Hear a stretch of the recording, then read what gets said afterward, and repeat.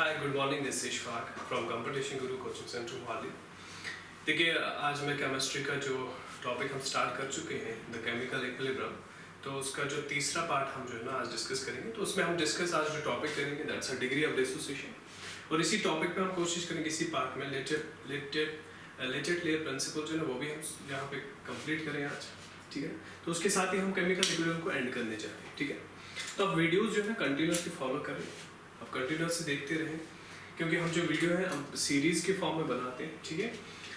तो चैनल को सब्सक्राइब कीजिए और वीडियोस देखते रहिए आप। तो देखिए, डिग्री ऑफ डिसोसिएशन जो मैंने यहाँ पे लिखा, क्या मतलब होता है इसको पहले समझते हैं, ठीक है। जैसे मैंने केमिकल इक्विलिब्रियम की बात की थी, तो फॉर एग्जांपल अगर मैं यहाँ पे एक रिएक्शन लिखता हूँ, A will give B, A gives B, तो मैंने यहाँ पे एक रिएक्शन लिखी, the A gives B।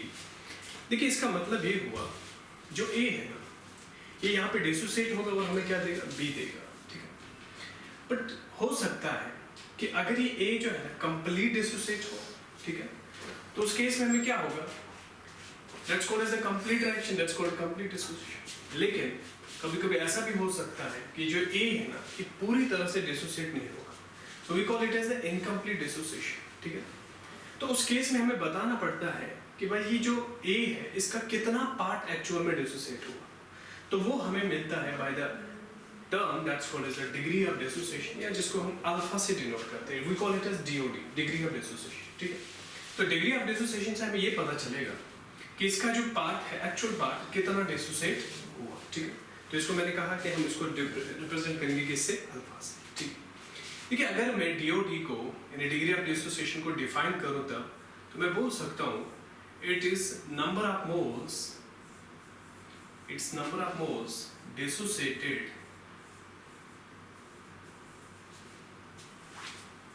it's number of moles dissociate per moles of reactant, per mole of reactant, ठीक है। तो डेफिनेशन में मैं लिख सकता हूँ, it's a number of moles dissociate per mole of the reactant, या तो इसका मतलब ये हुआ जो डिग्री ऑफ डिसोसिएशन है, यानी जो अल्फा से जिसको हम डिनोट करते हैं, तो अल्फा जो है ना that's simply equal to number of moles dissociated, number of moles dissociated upon total moles of reactants, total moles of reactants, ठीक है। तो रिएक्टेंट के टोटल मोल्स होंगे और कितने मोल्स डिसोसिएट होंगे, that will give us the degree of dissociation, ठीक है। तो देखिए, फॉर एग्जांपल अगर मैं यहाँ पे एक इक्वेशन लिखूं, PCl5 जब ये डिसोसिएट होगा तो हमें यहाँ पे मिलेगा PCl3 प्लस यहाँ पे क्लोरीन मिलेगा, ठीक है। सो विल गेट PCl3 और क्लोरीन मिलेगा, ठीक है। देखिए, अगर मैं यहाँ पे 1 मोल से स्टार्ट करूँ, मान लेते हैं इनिशियली मेरे पास PCl का 1 मोल है, तो अगर इनिशियली मेरे पास 1 मोल है, ठीक है, तो यहाँ पे इनिशियली 0 होगा, 0 मोल्स, और यहाँ पे भी 0 मोल्स होंगे, क्योंकि भाई अभी रिएक्शन है नहीं, अभी तो 1 मोल मैंने यहाँ से स्टार्ट किया, तो इसका भी 0 मोल है, इसका भी 0 मोल है, ठीक है। और फिर हम मान लेते हैं कि यहाँ से अल्फा मोल जो है डिसोसिएट होगी, यानी डिग्री ऑफ डिसोसिएशन जो है वो अल्फा है, ठीक है। तो इसके पास कितना बचेगा, देखिए अल्फा डिसोसिएट होगा तो इसके पास बचेगा 1 माइनस अल्फा, और जो यहाँ से डिसोसिएट होगा वही तो यहाँ पे बनेगा, यानी ये इसके अल्फा और इसके अल्फा, ठीक है। तो इसका मतलब ये हुआ, ये जो अल्फा है it will give us the degree of dissociation. इससे हमें पता चलेगा कि जो हमारे पास रिएक्टेंट था उसका कितना पार्ट जो है एक्चुअल में डिसोसिएट हो गया, ठीक है। सो इसको हम बोलते हैं डिग्री ऑफ डिसोसिएशन, ठीक है। देखिए, जो डिग्री ऑफ डिसोसिएशन का मैंने फॉर्मूला बता दिया आपको, alpha that's number of moles dissociate divided by total moles of the reactant. अगर आप इसको 100 से मल्टीपल करोगे तो आपको परसेंटेज डिसोसिएशन मिलेगा, तो वो भी कभी कभी टर्म यूज होती है जो मैं लिख दूंगा यहाँ पे, दैट इज परसेंटेज डिसोसिएशन। तो परसेंटेज डिसोसिएशन जो है वो सिंपली आप अल्फा को डिफाइन करो, उसको 100 से मल्टीपल कर लो तो आपको परसेंटेज डिसोसिएशन मिलेगा, ठीक है। So this is about the degree of dissociation, जो इसकी डेफिनेशन है कि कैसे हम जो है ना फाइंड आउट कर सकते हैं कि कितने रिएक्टेंट्स के मोल्स कितने डिसोसिएट हुए एक्चुअल में, ठीक है। देखिए इस डिग्री ऑफ डिसोसिएशन को हम यूज कर सकते हैं to find out the other things. जैसे मैं डायरेक्टली यहाँ पे बता दूंगा इक्वेशंस, ऐसी कोई चीज़ नहीं, यहाँ पे प्रूफ वगैरह नहीं है, क्योंकि +2 +1 +2 के लिए तो नहीं जा रहे हैं, हमें लिखना नहीं है एग्जाम में, हमें कॉम्पिटिटिव एग्जाम के लिए जाना है। तो जो डिग्री ऑफ डिसोसिएशन है, ठीक है, मान लेते हैं मैंने आपसे कहा जो PCl5 है, इससे आपको मिला PCl3 + Cl2। तब आपसे पूछा गया यहाँ पे कि जो यहाँ पे अल्फा है दैट इज 0.4, यानी इसका जो डिग्री ऑफ डिसोसिएशन वो दिया है कितना, 0.4। आपसे पूछा गया है find the concentration of PCl5, PCl3 and Cl2 in 1 litre. यानी आपको एक PCl दिया गया है इन 1 लीटर वेसल और उसका डिग्री ऑफ डिसोसिएशन जो है 0.4 है। तो आपको फाइंड आउट करनी इसकी कंसंट्रेशन, इसकी कंसंट्रेशन और इसकी कंसंट्रेशन। देखिए जैसे मैंने अभी पहले आपसे कहा था, अगर मैं 1 मोल से स्टार्ट करूं तो इसका 0 होगा 0, यानी इनिशियली मैं कह रहा हूं। उसके बाद इसका अल्फा है 0.4, तो यहाँ पे कितना बचेगा 1 - अल्फा, यानी 1 - 0.4। इसका तो अल्फा बनेगा यानी 0.4 और इसका भी अल्फा 0.4, ठीक है। अब हमें लेकिन कंसंट्रेशन चाहिए। देखिए जब आप कंसंट्रेशन फाइंड आउट करोगे तो आपको हर किसी टर्म को वॉल्यूम से डिवाइड करना होगा। तो यहाँ पे भी मैं 1 लीटर से डिवाइड करूंगा, यहाँ पे भी 1 लीटर से डिवाइड, यहाँ पे भी 1 लीटर से। तो ये आपको फाइनली मिलेगा यहाँ पे कंसंट्रेशन, ठीक है ना। तो इस तरह से आप कंसंट्रेशन भी फाइंड आउट कर सकते हो, ठीक है ना, by the help of degree of dissociation, ठीक है। देखिए जो डिग्री ऑफ डिसोसिएशन है, ठीक है, एक टर्म होती है that's called the real mass and the observed mass, ठीक है, the real mass and the observed mass. Observed mass का मतलब होता है जो आपको एक्सपेरिमेंटली जो मास मिलेगा, ठीक है ना। जैसे आपने एक मिक्सचर में फाइंड आउट किया मास, दैट्स ऑब्जर्व्ड मास। और रियल मास क्या होता है, दैट्स एक्चुअल मास, ठीक है। तो अगर आपसे कभी कभी पूछा जाएगा कि आप किसी का ऑब्जर्व्ड मास निकालो, ठीक है ना, या आपसे पूछा जाएगा कि आप किसी का रियल मास निकालो, आपका ऑब्जर्व्ड मास दिया गया होगा, ठीक है। तो इसके लिए एक आप रिलेशन याद रखोगे कि जो m ऑब्जर्व्ड होता है यानी ऑब्जर्व्ड मास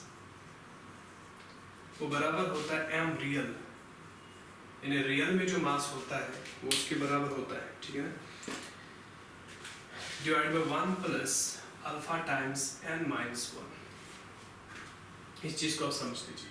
देखिए ऑब्जर्व्ड मास को हम स्मॉल m से डिनोट करते हैं और रियल मास को कैपिटल M से, divide by 1 plus alpha times n minus 1। n represent करता है यहाँ पे नंबर ऑफ मोल्स और ये m है capital M, it's the real मास, ठीक है ना, और जो स्मॉल m है दैट्स द ऑब्जर्व्ड मास, ठीक है।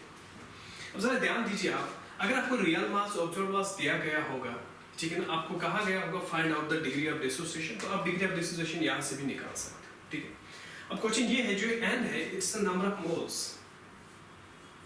नंबर ऑफ मोल्स, रादर हम ऐसे लिख सकते हैं total number of moles, total number of moles. लेकिन राइट साइड के मोल्स लेने पड़ेंगे आपको, ठीक है। जैसे मैं आपको एक एग्जांपल दूंगा अभी इक्वेशन में, ठीक है। इसी तरह रियल मास की तरह हमारे पास और एक क्वांटिटी होती है जिसे हम कहते हैं वेपर डेंसिटी, वेपर डेंसिटी। तो वेपर डेंसिटी को मैं Vd से अगर डिनोट करूं दैट्स अ वेपर डेंसिटी, ठीक है। तो वेपर डेंसिटी के लिए भी यही फॉर्मूला लगेगा कि ऑब्जर्व वेपर डेंसिटी, जिसको मैं स्मॉल d से डिनोट करूंगा, is equal to real density upon 1 plus alpha times n minus 1 plus alpha times n minus 1, ठीक है। तो चाहे आपको ऑब्जर्व्ड मास निकालना हो या ऑब्जर्व्ड डेंसिटी निकालनी हो, वेपर डेंसिटी, तो आप दोनों में यही इक्वेशन याद रखोगे that observed density is real density divided by 1 plus alpha times n minus 1 और n क्या है, that's the number of moles, ठीक है। तो इस तरह से इन दो इक्वेशंस को आप यूज कर सकते हैं। देखिए यहाँ से आप कुछ भी फाइंड आउट कर सकते हैं। अगर आपको रियल मास दिया है, डिग्री ऑफ डिसोसिएशन दिया है, you can find the observed mass. अगर आपको यहाँ पे डिग्री ऑफ डिसोसिएशन निकालने तो बाकी चीजें दी है तो आप निकाल सकते हो। इसी तरह इस इक्वेशन को भी आप यूज कर सकते हो, ठीक है। तो this was about the degree of dissociation. अब जो हम इसमें डिस्कस करने जा रहे हैं, one of the important topic that's lateral layer principle, ठीक है। तो चलिए हम उसको देखेंगे कि वो चीज़ क्या होती है, ठीक है। देखिए लेचेट लेयर प्रिंसिपल यूज कैसे कहाँ पे करते हैं, ठीक है। यूजुअली हम इसको कमर्शियल पर्पस में यूज करते हैं, यानी इंडस्ट्री पर्पस में यूज करते हैं। जैसे फॉर एग्जांपल कोई प्रोडक्ट बनाना होता है वहाँ पे, तो प्रोडक्ट वहाँ पे हमें ये फाइंड आउट करना है कि अगर हमें ये प्रोडक्ट मैक्सिमम चाहिए, यानी ज़्यादा से ज़्यादा चाहिए, तो हमें उसके लिए कौन कौन सी कंडीशंस बढ़ानी पड़ेंगी, कौन कौन सी कंडीशंस कम करनी, जैसे conditions like temperature, volume, pressure, ठीक है। तो वो सब देख लीजिए, ये हम इस प्रिंसिपल से समझ सकते हैं।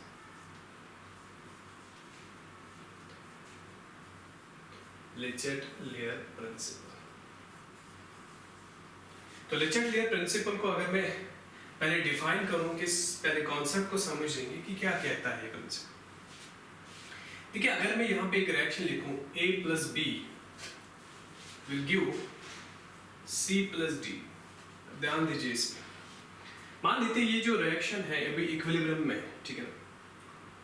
लेचेट लेयर प्रिंसिपल का स्टेटमेंट ये कह रहा है कि जब भी कोई रिएक्शन इक्विलिब्रियम में होगा, ठीक है, जब उसमें इक्विलिब्रियम अटैन होगा, यानी जब उसमें इक्विलिब्रियम आ जाएगा, उस टाइम अगर आप उसमें कोई चेंज करते हो, चेंज मतलब अगर आप प्रेशर बढ़ाते हो या प्रेशर कम करते हो, वॉल्यूम बढ़ाते हो या वॉल्यूम कम करते हो, टेम्परेचर या कोई और चेंज करते हो, तो उस टाइम क्या होता है कि रिएक्शन जो है ना वो खुद चाहती है कि उस रिएक्शन को, उस चेंज को अंडो करे। अंडो का मतलब होता है उस चेंज को रिवर्स करे, उस चेंज को वापस ले आए। क्यों?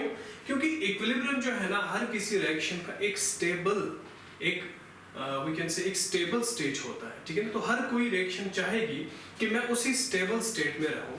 तो लेचेट लेयर ने वही कहा कि इक्विलिब्रियम के टाइम अगर आप रिएक्शन में कोई चेंज करते हो, ठीक है ना, तो रिएक्शन जो है ना वो क्या करती है, वो ऐसे बिहेव करती है कि वो उस चेंज को रिवर्स करती है, उस चेंज को वापस ले आती है, ठीक है ना। अब जो क्वेश्चन ये है कि वो चेंज क्या है, तो पहले हम लिख देंगे इसको, ये है at the equilibrium,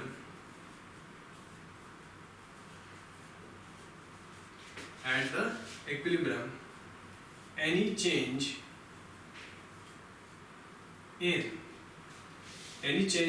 pressure, temperature, volume, या दूसरा एक होता है एडिशन ऑफ इनर्ट मटेरियल, ठीक है ना, चाहे प्रेशर में चेंज हो, टेम्परेचर में, वॉल्यूम में, कब इक्विलिब्रियम में, is reversed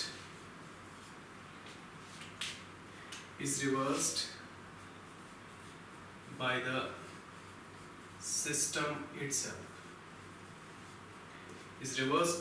itself, ठीक है।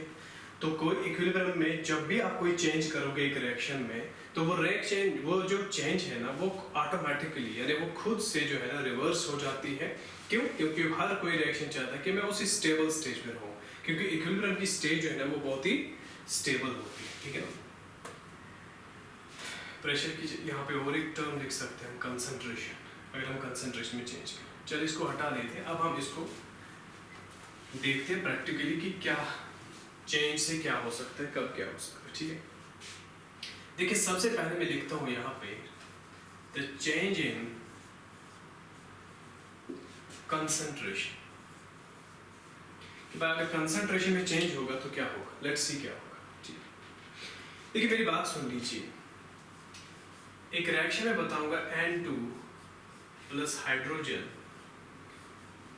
Will give 2 times ammonia, 2 times ammonia. ध्यान दीजिए अब यहाँ, देखिए अगर मैं यहाँ पे नाइट्रोजन की कंसंट्रेशन बढ़ा दूं, नाइट्रोजन की कंसंट्रेशन बढ़ा दूं, देखिए ये मैंने चेंज की, यानी कंसंट्रेशन को मैंने बढ़ाया, ये चेंज है।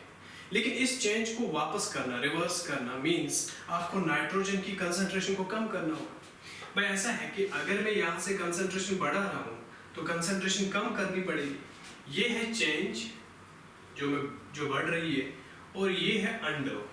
अंडो का मतलब होता है वो वापस हो गई, चेंज रिवर्स हो गई, ठीक है। तो इसका मतलब ये हुआ, अगर आपने नाइट्रोजन की कंसंट्रेशन को बढ़ाया, आपको कुछ ऐसा करना होगा ताकि नाइट्रोजन की कंसंट्रेशन कम हो जाए, ताकि ये अपनी जगह वापस पहुंच जाए। देखिए इसमें मुझे ये लगता है क्या करना होगा। देखिए यहाँ पे दो रिएक्शन, एक फॉरवर्ड है एक बैकवर्ड है। तो ऊपर की जो रिएक्शन है वो फॉरवर्ड है और नीचे की जो रिएक्शन है वो बैकवर्ड है। देखिए फॉरवर्ड रिएक्शन में क्या हो रहा है, नाइट्रोजन और हाइड्रोजन यूज हो रहा है और अमोनिया बन रहा है, ठीक है। अब आप जरा ध्यान दीजिए, अगर मैंने नाइट्रोजन की कंसंट्रेशन को बढ़ाया, ठीक है, अब मुझे नाइट्रोजन की कंसंट्रेशन को कम करना है, तो मुझे लगता है यहाँ पे क्या करना चाहिए, हमें फॉरवर्ड रिएक्शन को बढ़ाना होगा। क्योंकि अगर फॉरवर्ड रिएक्शन बढ़ेगा तो नाइट्रोजन ज्यादा यूज होगा, और ज्यादा यूज होगा तो जो नाइट्रोजन एक्स्ट्रा इंक्रीज हुआ था वो अब अपनी जगह वापस आ जाएगा। तो इसका मतलब ये हुआ, अगर आप नाइट्रोजन इंक्रीज कर रहे हो तो अंडों के लिए, यानी वापस चेंज लाने के लिए अंडों के लिए जो इक्विलिब्रियम है, जो आपका इक्विलिब्रियम है वो शिफ्ट हो जाएगा। कहां की तरफ होगा, शिफ्ट फॉरवर्ड, वो फॉरवर्ड शिफ्ट होगा, ठीक है। इसी केस में देख लीजिए आप, अगर मैं सेकंड केस लेता हूं, मैंने हाइड्रोजन की कंसंट्रेशन को बढ़ाया। देखिए अगर आप हाइड्रोजन की कंसंट्रेशन को बढ़ाओगे फिर से आपको फॉरवर्ड रिएक्शन को ही बढ़ाना होगा, ताकि इसकी कंसंट्रेशन कम होगी, क्योंकि फॉरवर्ड रिएक्शन में ये यूज हो रहा है, ठीक है। तो इसका मतलब ये हुआ, यहां पे भी इक्विलिब्रियम शिफ्ट होगा किस डायरेक्शन में, फॉरवर्ड में। अब जरा आप ध्यान दीजिए, अगर मैं यहां पे अमोनिया की कंसंट्रेशन बढ़ाता हूं, तो अगर अमोनिया की कंसंट्रेशन बढ़ेगी तो क्या होगा, ठीक है। देखिए अमोनिया की कंसंट्रेशन बढ़ेगी तो इसको कम करना होगा। आप देख लीजिए, अगर मैं फॉरवर्ड डायरेक्शन को तेज करूंगा, फास्ट करूंगा, तो ज्यादा से ज्यादा अमोनिया बनेगा, लेकिन मुझे अमोनिया की कंसंट्रेशन को कम करना है, तो कहीं ना कहीं ऐसा होगा, मुझे यहां से अमोनिया की कंसंट्रेशन कम करने के लिए बैकवर्ड डायरेक्शन को बढ़ाना होगा। पर अगर मैं इस बैकवर्ड डायरेक्शन को बढ़ा रहा हूं तो इक्विलिब्रियम मेरा शिफ्ट होगा कहां से, बैकवर्ड। तो जब आप अमोनिया की कंसंट्रेशन बढ़ाते हो तो आपका इक्विलिब्रियम शिफ्ट होगा कि कहां पे, बैकवर्ड। तो आपका इक्विलिब्रियम बैकवर्ड शिफ्ट होगा। इसी तरह देख लीजिए, अगर आप अमोनिया की कंसंट्रेशन डिक्रीज करते हो, यानी आपने यहाँ पे अमोनिया बना, आपने यहाँ से रिमूव किया, कुछ अमोनिया बना और आपने यहाँ से उठाया, रिमूव कर दिया, ठीक है। अब अमोनिया की कंसंट्रेशन कम हो गई, लेकिन इक्विलिब्रियम को मेंटेन करने के लिए आपको अमोनिया की कंसंट्रेशन बढ़ानी होगी। तो बढ़ाने के लिए क्या करना होगा, आपको फॉरवर्ड डायरेक्शन फिर से बढ़ाना होगा। तो इसका मतलब ये हुआ, यहाँ पे जो आपका इक्विलिब्रियम है वो फॉरवर्ड शिफ्ट होगा। तो इस तरह से हमने देखा कि कंसंट्रेशन से कैसे इक्विलिब्रियम शिफ्ट होगा, या तो फॉरवर्ड डायरेक्शन में होगा या तो बैकवर्ड डायरेक्शन में होगा। ये डिपेंड करेगा कि रिएक्शन इक्विलिब्रियम मेंटेन करने के लिए कौन सी रिक्वायरमेंट है, यानी किस चीज की जरूरत है, क्या हमें फॉरवर्ड लेना है रिएक्शन को कि बैकवर्ड लेना है, ठीक है। सो ये कंसंट्रेशन के बारे में हमने देखा था, ठीक है। तो सेकंड चेंज जो है हम यहाँ पे देखेंगे, चेंज इन प्रेशर। अब देखिए जब प्रेशर में चेंज होगा तो क्या होगा, ठीक है। So that is change in pressure. देखिए प्रेशर की मैं अगर बात करूं कि अगर प्रेशर इंक्रीज करोगे आप, अगर प्रेशर इंक्रीज करोगे तो जो आपका इक्विलिब्रियम है ना वो शिफ्ट होगा, कहां की तरफ शिफ्ट होगा। देखिए उसके लिए आपको रूल याद रखना होगा कि जब भी आप प्रेशर बढ़ाओगे रिएक्शन में इक्विलिब्रियम के टाइम, तो जो आपका इक्विलिब्रियम है ना, इक्विलिब्रियम विल शिफ्ट टुवर्ड्स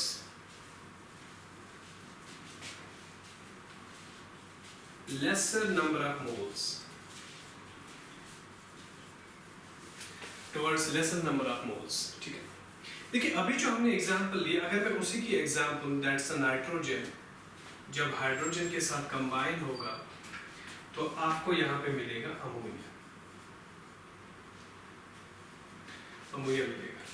देखिए ध्यान दीजिए आप, अगर हम यहाँ पे प्रेशर बढ़ाते हैं, ठीक है ना, तो जब आप यहाँ इस रिएक्शन में प्रेशर बढ़ाओगे at the time of the equilibrium, तो क्या होगा कि जो आपका इक्विलिब्रियम है ना वो उस तरफ शिफ्ट होगा जहां पे क्या होगा, लेसर नंबर ऑफ मोल्स होगा। तो लेसर नंबर ऑफ मोल्स का मतलब यहाँ पे देख लीजिए, देखिए इस साइड में अगर मैं नंबर ऑफ मोल्स की बात करूं तो 3 + 1 दैट्स 4, और इस साइड में अगर नंबर ऑफ मोल्स की बात करूं दैट्स 2। तो लेसर नंबर ऑफ मोल्स कहां से, राइट से, मींस फॉरवर्ड डायरेक्शन। तो इसका मतलब ये हुआ, इस केस में जो इक्विलिब्रियम है वो शिफ्ट होगा फॉरवर्ड में, किस डायरेक्शन में होगा? फॉरवर्ड डायरेक्शन में होगा। तो इस केस में जो इक्विलिब्रियम है वो फॉरवर्ड डायरेक्शन में शिफ्ट होगा। अब क्वेश्चन है ऐसा क्यों हुआ कि प्रेशर इंक्रीज करने से ये लेसर नंबर ऑफ मोल्स की तरफ क्यों गए? इसको हम बेस्ट समझ सकते हैं इस तरह से, जैसे हमें पता है कि अगर हम एक रिलेशन पता है PV is equal to nRT, ठीक है ना, तो अगर आप नंबर ऑफ मोल्स इनको सबको कांस्टेंट लोगे तो हम ले सकते हैं कि P जो है ना that's inversely proportional to volume. इसका मतलब ये हुआ जब आप प्रेशर बढ़ाते हो तो वॉल्यूम कम होगा, और वॉल्यूम कम होगा दैट मीन्स कंसंट्रेशन की अगर मैं बात करूं that's a number of moles per unit volume, ठीक है ना, तो ये जो ये कंसंट्रेशन, इसका मतलब ये हुआ जब वॉल्यूम कम होगा यानी डिनोमिनेटर की टर्म कम होगी तो ये टर्म बढ़ जाएगी, तो इसका मतलब ये हुआ ओवरऑल जो कंसंट्रेशन है वो बढ़ेगी, यानी प्रेशर इंक्रीज करने से बेसिकली कंसंट्रेशन बढ़ेगी। अब भाई कंसंट्रेशन को तो कम करना पड़ेगा, अगर कंसंट्रेशन को कम करना पड़ेगा तो हमें रिएक्शन को कहां पे लेना होगा? लेसर नंबर ऑफ मोल्स की तरफ, ताकि यहाँ के मोल जो है ना वो इसमें कन्वर्ट हो जाएंगे, तो यहाँ पे मोल्स कम हो गए और कंसंट्रेशन कम हो जाएगी, ठीक है। तो this is the logic behind it कि अगर हम प्रेशर बढ़ा रहे हैं तो क्यों जो इक्वेशन है, जो इक्विलिब्रियम है ना वो शिफ्ट होते कहां पे? Towards the lesser number of moles, ये याद रखना, ठीक। So this was the second change जो हमने देखा, चेंज इन प्रेशर। अब थर्ड चेंज देखते हैं हम, दैट्स चेंज इन टेम्परेचर, कि भाई जब टेम्परेचर में चेंज होगा तो क्या होगा। चलो मैं शॉर्ट में टी लिखता हूं। देखिए जब टेम्परेचर में चेंज होगा, ठीक है ना, तो उस टाइम हमें देखना होगा क्या होगा। जब टेम्परेचर आप बढ़ाओगे, जब टेम्परेचर बढ़ाओगे तो जब आप किसी रिएक्शन में टेम्परेचर बढ़ाओगे मींस उसका हीट कंटेंट बढ़ जाएगा, और जब हीट कंटेंट बढ़ेगा, ठीक है ना, तो इक्विलिब्रियम कहां पे शिफ्ट होगा वो ध्यान दीजिए आप। देखिए मैं यहाँ पे एक इक्वेशन लिखता हूँ, एक जनरल सी इक्वेशन कि A plus B plus delta, delta means heat, will give C plus D। तो A प्लस B जिसने हीट एब्जॉर्ब की और आपको क्या मिला? C plus D। इसका मतलब ये हुआ यहाँ पे दो रिएक्शन है, एक फॉरवर्ड है एक बैकवर्ड है। तो जो हमारी फॉरवर्ड रिएक्शन है वो हीट को एब्जॉर्ब कर रही है, दैट मींस वो एंडोथर्मिक है। वो कौन सी रिएक्शन है? एंडोथर्मिक है। लेकिन जो बैकवर्ड रिएक्शन है, बैकवर्ड, ठीक है ना, अगर हम बैकवर्ड रिएक्शन में जाए तो वो एक्सोथर्मिक है। इसका मतलब ये हुआ, रिमेंबर आपको रूल याद रखना होगा कि जब आप टेम्परेचर बढ़ाओगे इक्विलिब्रियम, ठीक है ना, तो याद रखना जो इक्विलिब्रियम है ना वो शिफ्ट होगा टुवर्ड्स द एंडोथर्मिक रिएक्शन। किस रिएक्शन की तरफ होगा? एंडोथर्मिक रिएक्शन की तरफ। इसका मतलब ये हुआ जब भी हम टेम्परेचर इंक्रीज करेंगे तो एंडोथर्मिक रिएक्शन जो ना वो फेवर होगी, यानी एंडोथर्मिक रिएक्शन की स्पीड या हम कैन से एंडोथर्मिक रिएक्शन जो है ना वो ज्यादा हो जाएगी, ठीक है। देखिए इसमें लॉजिक क्या है, देखिए जब आप टेम्परेचर बढ़ा रहे हो, ठीक है ना, मींस आप एक्स्ट्रा हीट दे रहे हो। अगर आप इस रिएक्शन को बढ़ा रहे हो, इस रिएक्शन का काम है हीट एब्जॉर्ब करना, तो जो आप एक्स्ट्रा हीट दे रहे हो वो ये रिएक्शन ले रही है, एब्जॉर्ब कर रही है, तो रिएक्शन टेम्परेचर जो है ना पूरा बैलेंस रहेगा, ठीक है। तो इसका मतलब ये हुआ, हमें याद रखना होगा कि जब हम टेम्परेचर बढ़ाएंगे इसमें कंडीशन याद रखनी होगी कि जो इक्विलिब्रियम है ना, equilibrium will favour endothermic reaction, endothermic reaction, ठीक है। तो अगर मैं इस केस की बात करूं, यहाँ पे जो इक्विलिब्रियम है ना हमारा वो फॉरवर्ड शिफ्ट होगा, ठीक है। अब अगर इसी तरह कोई इक्वेशन ऐसे लिखें हम, A plus B will give C minus heat। यहाँ पे देख लीजिए आप क्या होगा, मैंने कहा A plus B will give C minus heat, ठीक है। यहाँ पे ये दिखा रहा है हीट यहाँ पे माइनस हो रही है, इसका मतलब ये हुआ ये एंडोथर्मिक है, ये रिएक्शन एंडोथर्मिक है, तो यहाँ पे भी जो शिफ्ट है वो फॉरवर्ड डायरेक्शन में होगा, ठीक है। तो जिस डायरेक्शन में एंडोथर्मिक रिएक्शन होगी उसी डायरेक्शन में इक्विलिब्रियम जो है ना वो शिफ्ट होगा, ठीक। किस केस में? टेम्परेचर के केस, ठीक है। I hope it's clear now. तो देखिए इसके बाद जो हमारे पास चेंज बचती है, that's change in, that's addition of inert material. तो अब जो हमारे पास चेंज बचती है यहाँ पे, दैट्स एडिशन ऑफ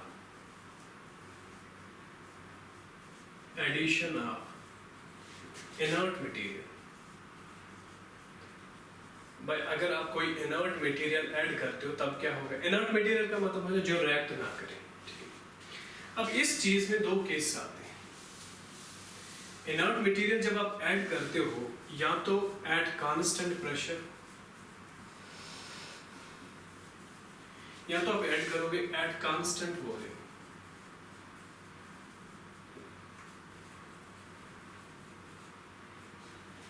ठीक है, देखिए जब आप वॉल्यूम कांस्टेंट रखोगे फिर आप इनर्ट मटेरियल ऐड करोगे, वहां पे कोई फर्क नहीं पड़ेगा, देयर इज नो इफेक्ट, कोई भी इफेक्ट नहीं होगा क्योंकि वॉल्यूम चेंज ही नहीं होगा। तो इसका मतलब ये हुआ यहाँ पे कोई इफेक्ट नहीं होगा, नो इफेक्ट। लेकिन अगर कांस्टेंट प्रेशर पे आप इनर्ट मटेरियल ऐड करते हो, वॉल्यूम तो बढ़ेगा। भाई वॉल्यूम बढ़ेगा दैट मींस यहाँ पे क्या होगा? वॉल्यूम इंक्रीज होगा। अब आप कंसंट्रेशन को देख लीजिए। कंसंट्रेशन हम डिफाइन करते हैं number of moles per unit volume of the solution, ठीक है। तो यहाँ पे जो वॉल्यूम का टर्म है वो बढ़ रहा है, डिनोमिनेटर का टर्म बढ़ रहा है, न्यूमरेटर तो कम होगा। तो इसका मतलब ये हुआ ओवरऑल यहाँ पे क्या होगा? जो आपकी कंसंट्रेशन है वो डिक्रीज होगी। कंसंट्रेशन क्या होगी? डिक्रीज होगी। भाई अगर कंसंट्रेशन डिक्रीज है आपको इंक्रीज करनी होगी, वही तो उसी का मतलब हो ना, आप चेंज को रिवर्स करते हो। तो अगर कंसंट्रेशन यहाँ पे कम हो रही है, अब आपको कंसंट्रेशन बढ़ानी है, तो इसका मतलब ये हुआ आपका जो इक्विलिब्रियम है ना वो शिफ्ट होगा towards the more number of the moles. आप प्रेशर को याद कर लीजिए, वहां पे शिफ्ट हुआ था टुवर्ड्स द लेसर नंबर, क्योंकि कंसंट्रेशन बढ़ा था वहां पे। यहाँ पे कंसंट्रेशन कम हो रहा है तो यहाँ पे उसका रिवर्स होगा, यहाँ पे जो इक्विलिब्रियम है ना वो शिफ्ट होगा towards the more number of moles. तो यहाँ पे याद रख लीजिए आप कि जो आपका इक्विलिब्रियम है will shift towards more number of moles। तो यहाँ पे जो इक्विलिब्रियम है that will shift towards more number of moles, ठीक है। चलिए इस पे हम एक क्वेश्चन करते हैं तो उसके साथ ही हम इसको कंप्लीट करने जा रहे हैं, ठीक है। तो एक क्वेश्चन देख लेते हैं हम कि जो भी हमने चीजें पढ़ी उन सबों को हम यहाँ पे सम अप करने जा रहे हैं, ठीक है। क्लियर प्रिंसिपल मेरे पास एक ऐसा है कि हाइड्रोजन है, ये आयोडीन के साथ कंबाइन हुआ तो आपको यहाँ पे मिला HI, ठीक है।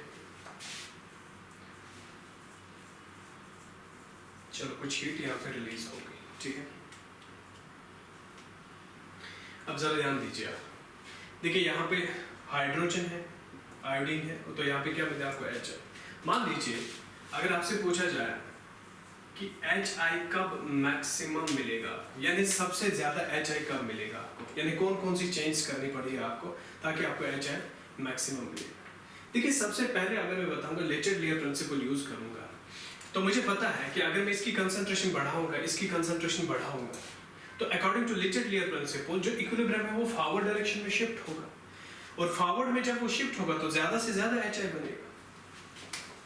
तो पहली कंडीशन जो ये है कि आप H2I2 की कंसंट्रेशन को बढ़ा दो, ठीक है। और दूसरा ये भी हो सकता है जितना HI बनेगा उसको रिमूव कर दो। रिमूव करने का मतलब है HI की कंसंट्रेशन आप कम कर रहे हो, अगर कम कर रहे हो तो जो फॉरवर्ड डायरेक्शन वो और बढ़ेगा, ठीक है ना। तो ऐसा भी कर सकते हो कि HI की कंसंट्रेशन को कम कर सकते हो, मींस इसको रिमूव कर सकते हो साथ साथ, ठीक है। अब चलिए जरा ध्यान दीजिए, दूसरा केस हम देखते हैं, प्रेशर का केस, ठीक है। देखिए आप जरा ध्यान दीजिए, अगर मैं प्रेशर की बात करूं यहाँ पे, अगर आप प्रेशर बढ़ाओगे तो इक्विलिब्रियम कहाँ की तरफ शिफ्ट होगा? हमने सीखा था कि इक्विलिब्रियम वहीं पे शिफ्ट होगा जहाँ पे लेसर नंबर ऑफ मोल्स होगा, लेकिन यहाँ पे ये इस साइड से भी 2 मोल्स है और इस साइड से भी 2 मोल्स है।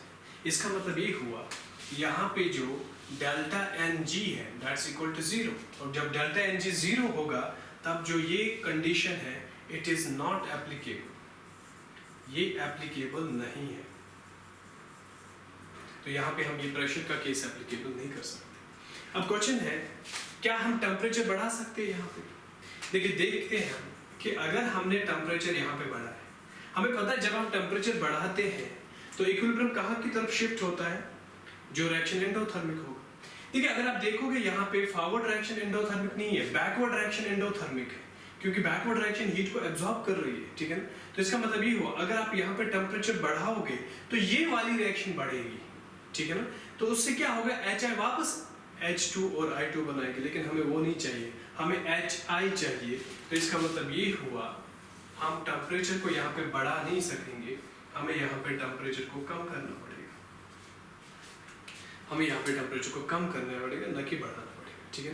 और फिर अगर हम बात करेंगे इनर्ट मटेरियल की, जब इनर्ट मटेरियल हम यहाँ पे ऐड करेंगे, हमें पता है अगर ये कांस्टेंट वॉल्यूम है तब कोई इफेक्ट नहीं होगा, लेकिन अगर कांस्टेंट प्रेशर है, ठीक है ना, तब भी यहाँ पे एप्लीकेबल नहीं होगा, क्योंकि हमने देखा था कि जब कांस्टेंट प्रेशर में क्या होता है कि जो इक्विलिब्रियम है ना वो शिफ्ट होता कहाँ की तरफ, towards the more number of moles. मैंने पहले कहा यहाँ पे डेल्टा Ng 0 है, तो यहाँ पे वो एप्लीकेबल नहीं है, ठीक है। चलिए इसी तरह से और एक एग्जांपल लेंगे तो उससे क्लियर होगा, ठीक है। तो मैं यहाँ पे और एक एग्जांपल ले रहा हूँ, N2 plus O2, जो 2 molecules are NO minus 4000 calories। चलिए तो ये लास्ट एग्जांपल है हमारी इसमें, तो इसके साथ ही इसको और समझेंगे।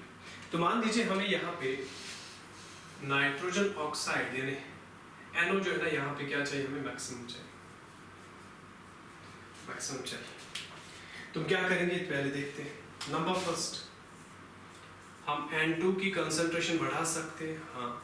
हम ऑक्सीजन की कंसंट्रेशन बढ़ा सकते हैं, हाँ। उससे क्या होगा, रिएक्शन फॉरवर्ड होगा।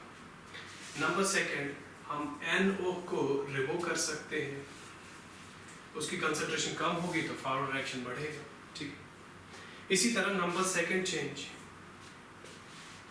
जो दूसरी चेंज हम यहाँ पे करेंगे वो क्या होगा, चल देखते हैं प्रेशर का। देखिए अगर हम प्रेशर यहाँ पे बढ़ाएंगे, देखिए मैं फिर से कह रहा हूँ, हम पहले डेल्टा Ng निकालेंगे, यानी डेल्टा Ng का मतलब होता है कि यहाँ से कितने मोल्स हैं और रिएक्टेंट में कितने मोल्स हैं, यानी number of moles of products minus number of moles of reactants. अब देखिए प्रोडक्ट के साइड में मोल जो है ना दैट्स 2, और रिएक्टेंट के साइड में भी मोल्स है 2, तो 2 minus 2 दैट्स 0। तो प्रेशर यहाँ पे एप्लीकेबल नहीं होगा। इसी तरह इनर्ट का जो है ना वो भी एप्लीकेबल नहीं होगा। चलो अब टेम्परेचर की बात करते हैं। देखिए अगर हम यहाँ पे टेम्परेचर बढ़ाएंगे, अब देखिए फॉरवर्ड रिएक्शन जो है ना वो एंडोथर्मिक है, यहाँ पे देखना माइनस लिखा है, ठीक है ना। आप चाहो तो इसको ऐसे भी लिख सकते हो, आप यहाँ पे प्लस 4000 कैलोरी लिख सकते हो, ठीक है। ये यहाँ पे इसने माइनस लिखा है, जिसका मतलब ये इसने एब्जॉर्ब किया है, ठीक है, हीट को। तो ये रिएक्शन जो है ना फॉरवर्ड रिएक्शन क्या है, एंडोथर्मिक। तो इसका मतलब ये हुआ हम यहाँ पे टेम्परेचर अगर बढ़ाएंगे तो इक्विलिब्रियम फॉरवर्ड डायरेक्शन में शिफ्ट होगा, यानी फॉरवर्ड में शिफ्ट होगा तो मतलब NO ज्यादा बन जाएगा। तो ये हम यहाँ पे कर सकते हैं, हम टेम्परेचर को भी बढ़ा सकते हैं, ठीक है। तो this was the end of the chemical equilibrium, ठीक है ना। फिलहाल जो इसमें इतना आपको पढ़ना था, ठीक है। तो फिलहाल इस वीडियो में इतना ही, तो आयनिक इक्विलिब्रियम हम अलग से करेंगे, ठीक है। Thank you.